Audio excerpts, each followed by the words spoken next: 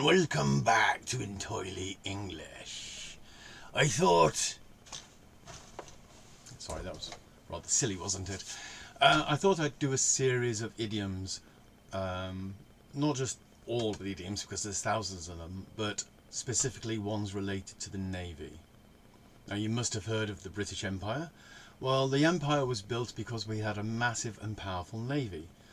Back in the 16th century, empire building really began with the establishment of colonies and protectorates, trading posts, etc. around the world. To keep these going and expand further, the Royal Navy also had to expand. So, through tempting offers, such as 3 square meals a day and a salary, and press gangs who would grab drunks and force them into a ship, and by the time they awoke they would find themselves all at sea. The later surreptitiously planting king's or queen's shilling, manning the ships was managed. Thus, almost everyone in Britain had or was related to somebody who had been in the Navy. From this, many of the phrases they used on board ship became part of our language, idioms we use today. So I'll be doing a series of videos, a sort of A to Z, looking at some of these idioms, perhaps adding to each letter if somebody asks about suitable ones. I hope you find it interesting and enjoyable. So to begin, let's look at one I already mentioned in the introduction, to be all at sea. As you can surmise from the context earlier, the literal meaning is to be stranded in the middle of the ocean, confused, with no way home. Nowadays we use this to mean I was confused or bewildered. I didn't know what to do. When the bailiffs came and took away all my furniture, I was all at sea. I didn't know what to do. I was lost. Anchors aweigh.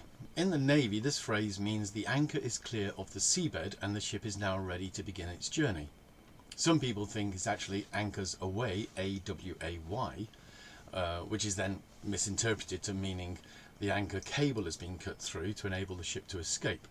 This is wrong for 2 very obvious reasons. Firstly, anchors were very expensive, so cutting them loose and losing them to the bottom of the sea would be foolish. And secondly, the anchor was secured by a massive chain, huge links, and you couldn't cut through those with an axe. It would take hours to cut through. Weigh anchor, W-E-I-G-H, weigh anchor, is the command given by the captain or his spokesperson to say raise the anchor from the seabed. Anchors aweigh is the response given to confirm it has been done. These days we use this not so often, but we do use it to signal the start of something. The app is ready, so it's anchors aweigh and let's see if it's successful. Or if you're going on holiday and you're sitting in the car ready to leave. Everybody in, seatbelts done up, then it's anchors aweigh, Brighton, here we come. Any port in a storm and a safe harbour. A port is a place where ships can tie up, maybe to unload cargo, replenish supplies, or just to rest.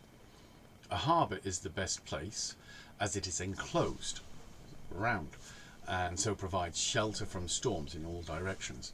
However, if a storm starts suddenly or you're far away from land when it sets in, then you will run your ship to the nearest place where you can drop anchor and wait the storm out.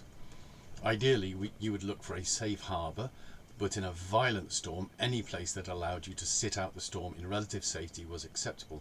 So literally, when a storm comes, then you would take any port in a storm, or as we often say, any old port in a storm.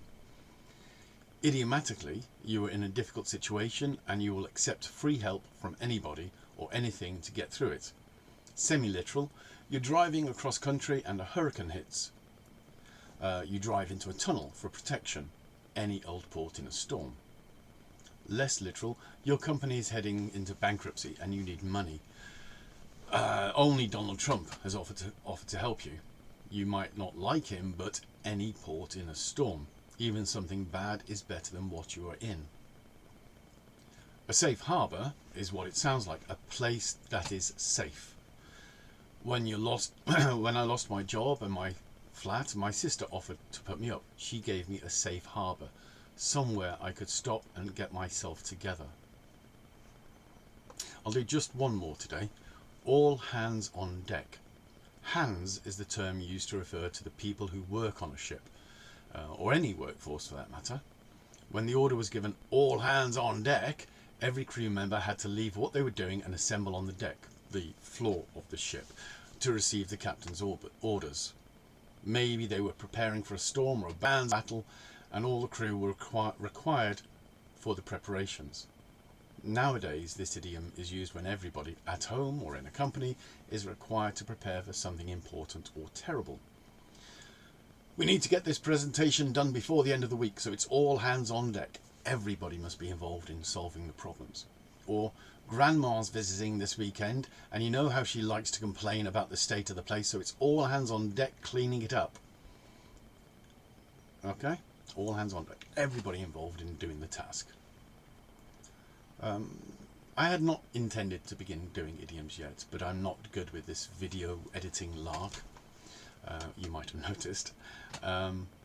So what I've uploaded so far seems a little drab, and I thought I should get something with a little more spark up.